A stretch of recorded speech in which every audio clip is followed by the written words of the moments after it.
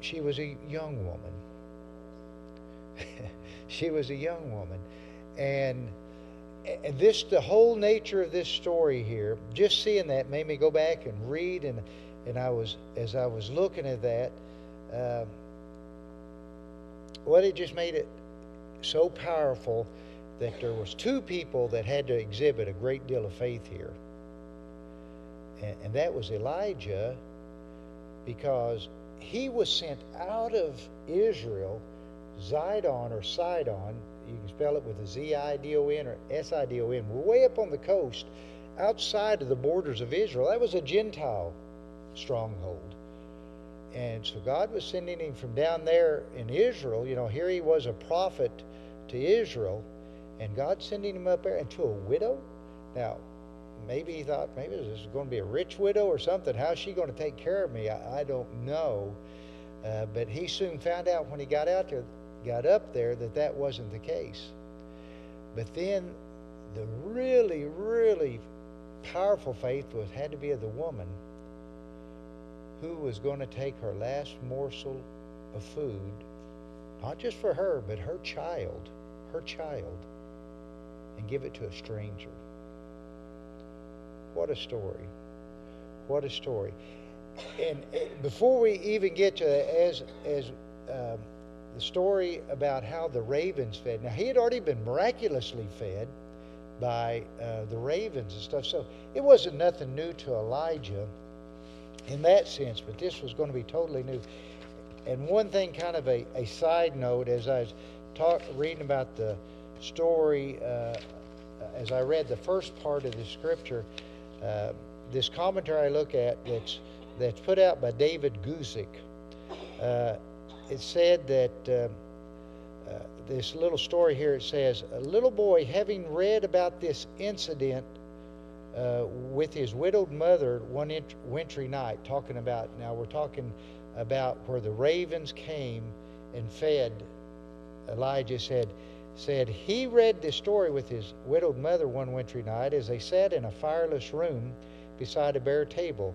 He asked if he might set the door open for God's ravens to come in.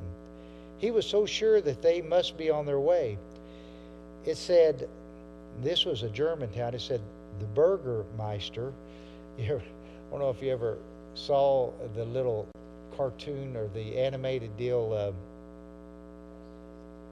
not Frosty the Snow, was it Frosty? No, not Frosty the Snowman, wasn't it?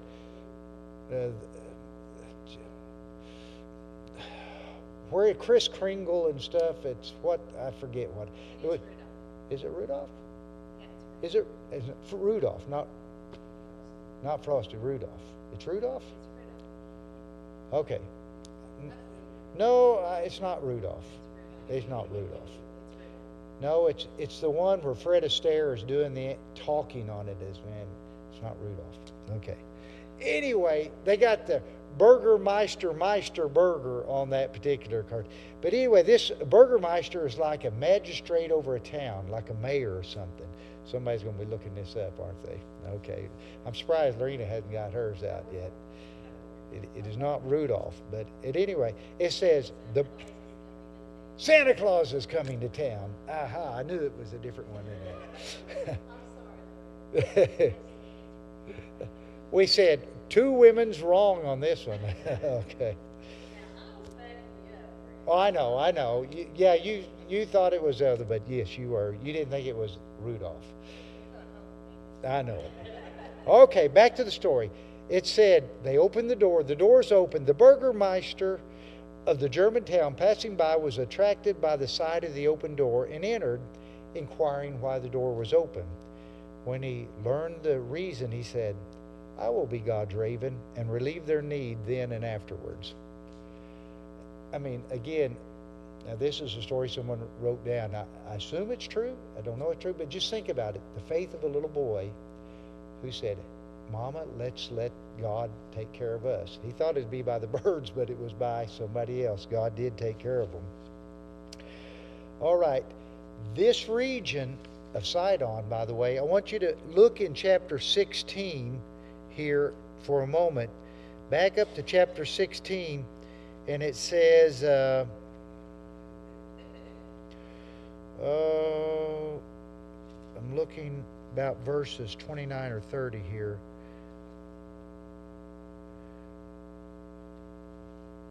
Where it talks about Jezebel. I should have wrote that particular. See if I wrote it down. 16 and 31, that's it. And it said, "It came to pass, as if it had been a light thing for him to walk in the sins of Jeroboam the son of Nebat, that he took to," this is talking about Ahab, "that he took to wife Jezebel, the daughter of Ethbaal, king of the Zidonians. And he went and served Baal and worshipped him." Okay, well, what I was trying to get to is Jezebel is from this region up here where God sends the prophet. You think God had a purpose here, didn't he? I don't know if Elijah knew that part of it. Maybe he knew that part. But he's going up to maybe Jezebel's hometown.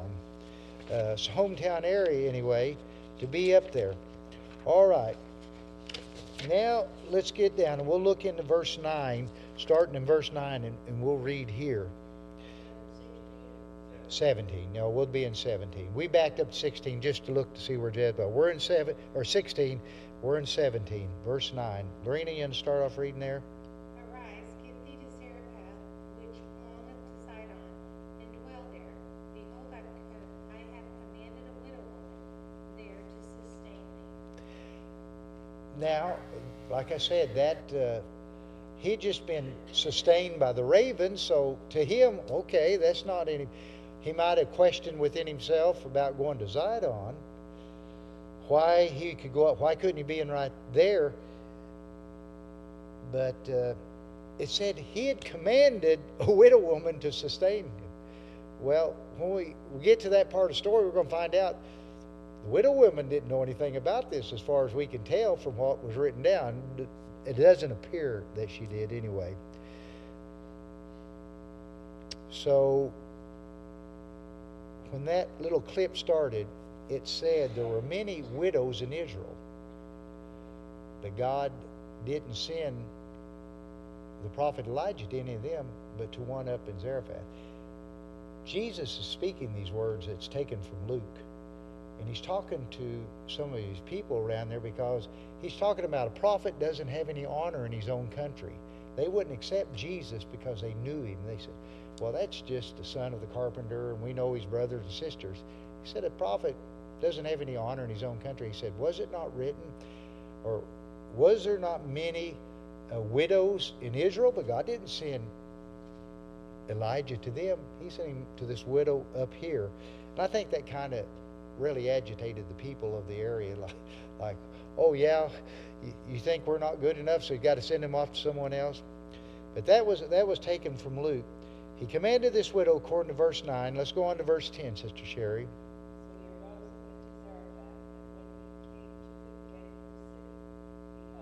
The widow woman was gathering sticks, was there gathering of sticks, and he called to her and said, fetch me, I pray thee, a little water in a vessel, that I may drink. Okay, nothing so much remarkable there other than here he is, a stranger walking in town, like the video clip. He's walking in through the gates of the city. He sees her gathering sticks. Now, this kind of probably speaks to her poverty, is that, she don't have firewood. She's just out gathering sticks up to go and prepare this meal. And also how maybe young this boy is. It just says her child, a son and all. Why wouldn't she send him out to do it other than he's a young child? So again, I think this speaks to her being a youthful woman, in my mind. And when I saw that video, I thought, why didn't I see that? I just did not see that. Because an older woman would be, you'd think an older woman would be more inviting, hospitable. She's got some experience about her, where a young woman might be more suspicious, cautious, concerned about protecting her child from this stranger. But he tells her to go get me a drink of water. Now, one thing we got to realize is there's a drought going on. So water may not be so easy to get either. She may not, it doesn't show where she went and got it at. She didn't probably just go to her house and get it. I don't know where she went and got it, how far away she went. But what's really remarkable in verse 11. Don or Dottie, whichever one you guys going to read next. And as she was going to fetch it, he called to her and said, Bring me, I pray thee, a morsel of bread in thine hand. Oh, so now he's added to her request. It says, as she turned and went to go get it, I mean, she was very obedient. She's what, like, instead of saying, well, sir, I don't know who you are, but I'm busy taking care of my child right now. And again, this is not an Israelite woman. As best we know, she's a Gentile woman living in a Gentile city. And then when he tells her that those people are known for hospitality, though, the Middle Eastern people. That's part of their raising, I think. Everyone that I've ever read about, pretty hospitable, that they welcome in strangers. But he asked something a little bit more difficult now than what he did for the water. I think she wasn't easy to go get water, but this is almost impossible for her. And she explains that to her in verse, she explains it to him in verse 12. And she said, As the Lord thy God liveth, I have not a cake, but a handful of meal in a barrel, and a little oil in a cruse. And behold, I am gathering 2 sticks, that I may go in and dress it for me and my son, that we may eat it and die. In her mind, this was the last meal. That was it. She knew she had no money. She had nothing. She had nothing else to get it.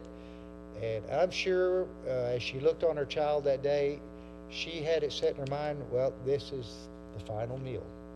This is it.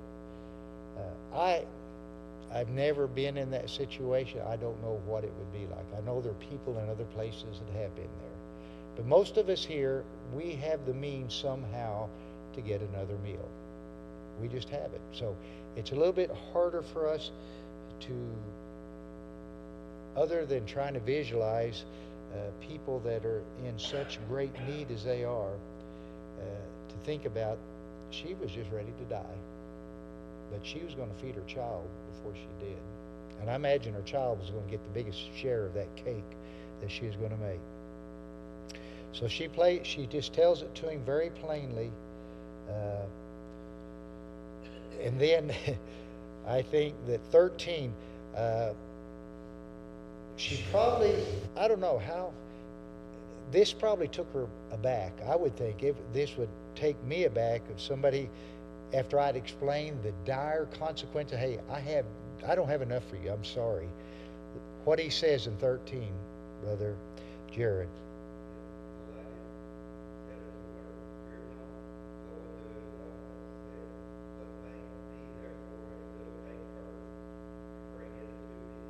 After bake for thee and for thy son. He said, it's okay, go do like you said. Give me the first. Give me the first. And she knows good and well how much she's got there. She's seen it. And you saw when she poured out her oil, that was all the oil. She had one handful of. Also, what I thought was interesting was how she cooked it. And I always thought about them gathering sticks. And that was probably more common, putting it in a fire pot thing and just laying it on the side and letting the heat cook it there. I thought that was kind of interesting because we all think in terms of on some kind of a stove, a surface and stuff. So he says to go do this for me. Now, does this sound like he might be taking, we know that he's not. But some other people might look at this and say, man, you're taking advantage of this widow by commanding her to take care of you first and her second. Because somebody turned to Matthew 23 and 14 and read that for me. Whoever can find 23 and 14. Yeah, sword drill.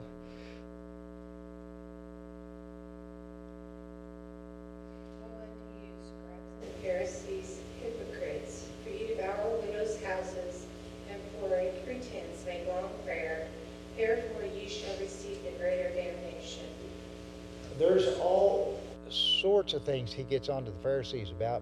One of them was taking advantage. He says, you devour their houses. They're living their goods by taking them away, taking advantage of them. Maybe making them pay in their share when they bring sacrifice and stuff when they really didn't have it or not. He says, you're devouring it from them. You're taking it from them.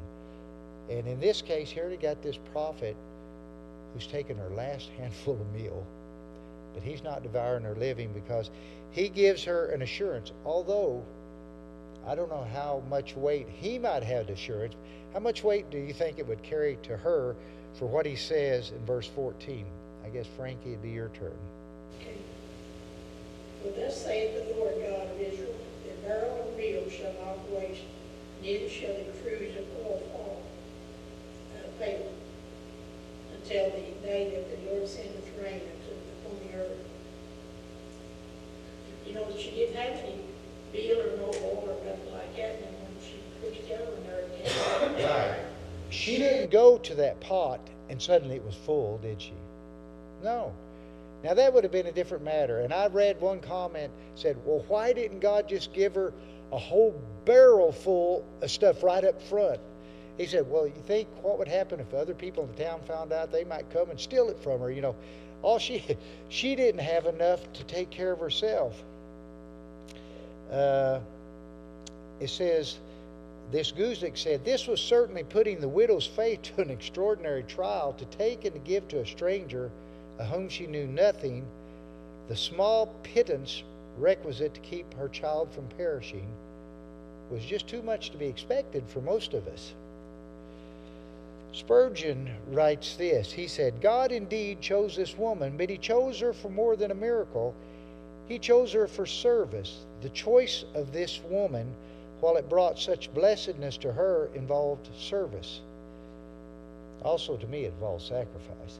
She was not elected merely to be saved in the famine, but to feed the prophet. Do you think that the Lord knew that that was her last meal? Of course he did. The Lord was taking care of two people here, not just one, as he usually did when any time he had encounters like this. It said, she must be a woman of faith, and she had to be already, even though she lived up there in the Gentile area, she had to be a woman of faith. She must make the little cake first, and afterwards she shall have the multiplication of the meal and of the oil. See, this here in the Old Testament, we know that Jesus did it in the New Testament a couple times, didn't he? With the loaves of bread and the fishes. Well, here was maybe the first time it happened. So the grace of God does not choose men to sleep and wake up in heaven. This is what I found really interesting. The grace of God does not choose men to sleep and just wake up in heaven, nor choose them to live in sin and find themselves absolved at the last, nor choose them to be idle and go about their own worldly business, and yet to win a reward at the last for which they never toiled. Oh no. The sovereign electing grace of God chooses us to repentance, to faith, and afterwards to holiness of living, to Christian service, to zeal, and to devotion. You know, if we expect just to make no effort in this life and get into heaven, we're looking all wrong. We're expecting all wrong. This woman here, she served the prophet with everything she had. We think about the widow in the New Testament that threw in her 2 mites and said that was all her living. That was it.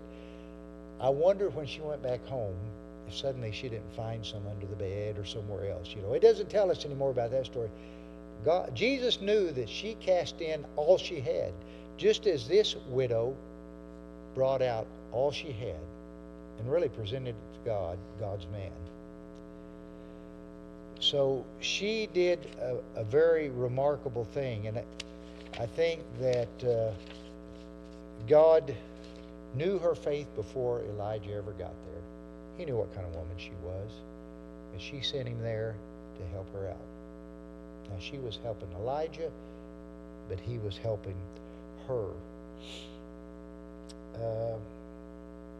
Verse 15. According to the saying of Elijah, and she and he and her house did eat many days. she did what she told, and it wasn't just a couple of meals, it was many days. Some of my notes indicated it was maybe as much as a full year. It was a long. Can you imagine? Every time she went, another handful. I love the expression of the woman in the clip. It was just like, and it was like tears were about to come out of her eyes because she felt that meal. She saw the oil pour out, and she was just moved with what the prophet had done for her. And then verse 16, go ahead and get that one. Are we back? Let's see. We're back up front here? Okay. Marina. And the barrel of meal wasted not, neither did the cruse of oil fail, according to the word of the Lord, which he spake by Elijah. Which he spake by Elijah. So Elijah, God could have left him there by the brook if he wanted him to. He could have kept the brook from running dry in any number of ways. He could have kept the birds, continued to feed him, but God moved him. And I think maybe, I don't know how much it was for Elijah's sake. I think that he sent him up to Zidon. I thought it was very interesting that you look in 16 that this is the area that Jezebel's from. And so, I mean, they're Baal worshipers up there because she's the one that really brought that Baal worship in, got her husband Ahab to do that. And she had all the prophets, the 400 prophets of Baal that we learn about later, that Elijah has that contest on Mount Carmel. But he sent him, maybe he's getting Elijah ready for some things, some great things, but he's also taking care of this little widow woman, this young, I think a young widow woman and her son, to sustain them in the faith that if we can exhibit that kind of faith, God will He'll sustain us in anything. Just like this woman I read about from Nigeria, she was being hauled in a cart to the cemetery to be buried. And she suddenly cried out because she couldn't see, but she could feel herself being jostled around, and said, "Where am I?" And they got her to the doctor, got her taken care of, and now she's with her husband again. She was with her dad in the field. Of course, her dad did get killed and all, but anyway, it's just remarkable what faith can do if we will exercise it. If we'll exercise it. And this, like I said, this story about the widow Zarephath just caught my attention this past week, and I just wanted to share that with you. I thought the video clip, only 11 minutes long, but it did better than any of the reading that I could do and illustrating of how tender God's relationship can be with us. That was tender. That was tender, and that was sweet. And I just thank the Lord that even in scriptures as this, like I said, I knew this story back and forth, but I never pictured the widow as a young woman. And I don't know why, I just never had. And it struck me that I knew that she gave up her last food, but the fact that she gave it all up, it would be easy to give it up. It would be easier to give up your food, but to give up your son, your child's food, that would be hard. That would be hard. Because in her mind, death was at the door. She just said, well, we're going to die a little sooner maybe. But she was obedient. That's what it took, her faith, and then it took obedience. We can't leave that out. Faith and obedience. And of course, there's some more to the story there. I'd written some things down. We don't have time to talk about that, where the child gets sick, dies. Elijah, I think it's the first time in the Bible that somebody that has died is brought back to life. And the widow at that point says, boy, I truly know that you're a man of God and the words you speak are true. It helped to increase her faith, what happened there. Do what? No, it wasn't. There was some others beside this child. There was another in the New Testament too that Jesus brought back. So he brought back Lazarus and another one in the New Testament as well. Next time we have Wednesday night service, I hope to get to Balaam and the story of Balaam. Huh? Yeah, the next time. We're going to be gone next Wednesday. We're going to be out of town, so it won't be me next Wednesday. But the next time